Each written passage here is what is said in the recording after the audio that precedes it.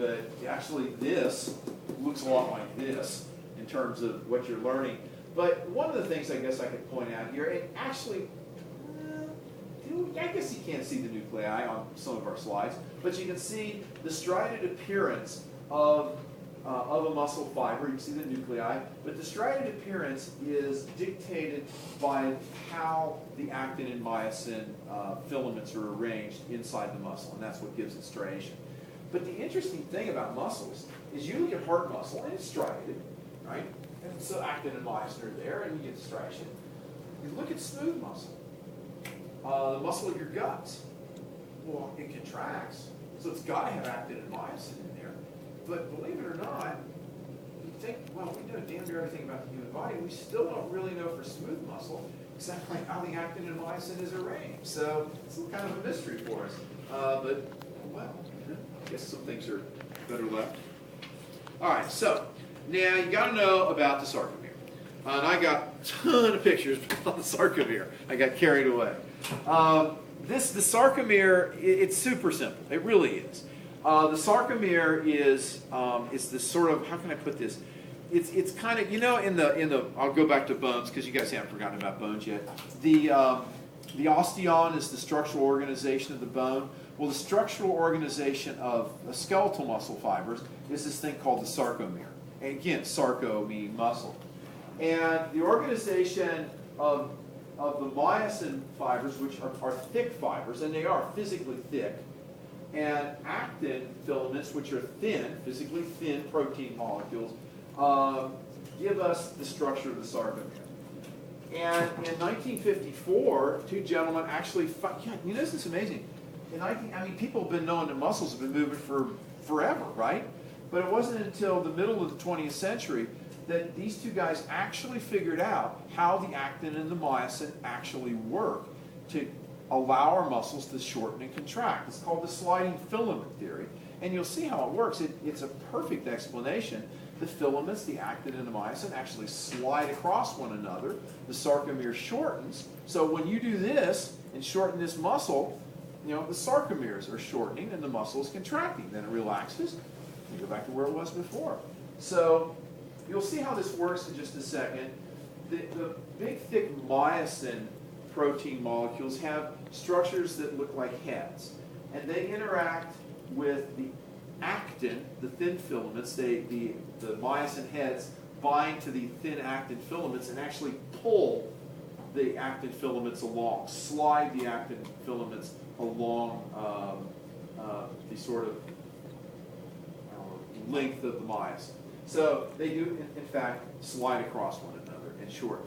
Now, okay. Now, all this takes energy. And cells use energy in the form of this stuff, and we don't get into it here, adenosine triphosphate, ATP. Of the three classes you guys have to take, the three nasty science classes, well, I'm leaving out chemistry, of course, but anyway, you know, in micro, you guys learn, well, okay, you learn it first in general biology, all the stuff about glycolysis and that nasty stuff. Well, you have to learn it again, and you know, I go over it again in micro, and you go over it again in physio. Not in here, not in yay, we don't have to do the Krebs cycle and electron transport and glycolysis. You know, I don't think anybody's going to get up here and walk out on me and go, oh, really?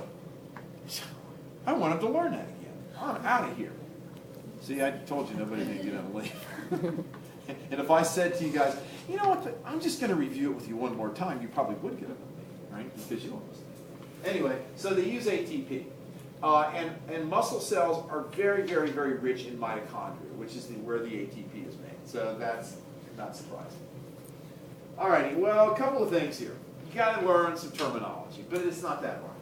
So from here to here, you can see it's just one sarcomere. And like how many sarcomeres are in the muscles? I don't, zillions, okay? But they look like this.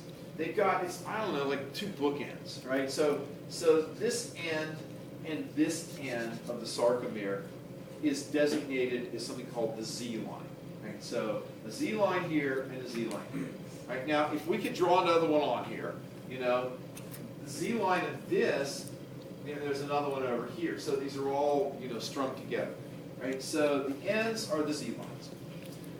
there's two other things here. So the end of the sarcomere Z line. I band, H zone, A band. And these are just referring to how the actin and myosin is arranged. You got to know it. Just flat out. Right? So let's look at this. And let's actually, this is, yeah, let's do this.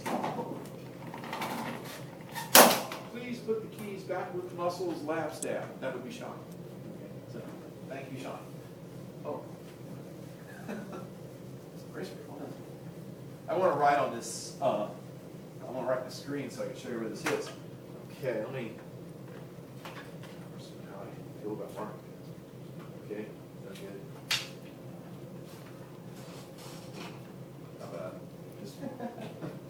All right, kind of. All right, so here's the Z line, right here, and right here. So this is one sarcomere.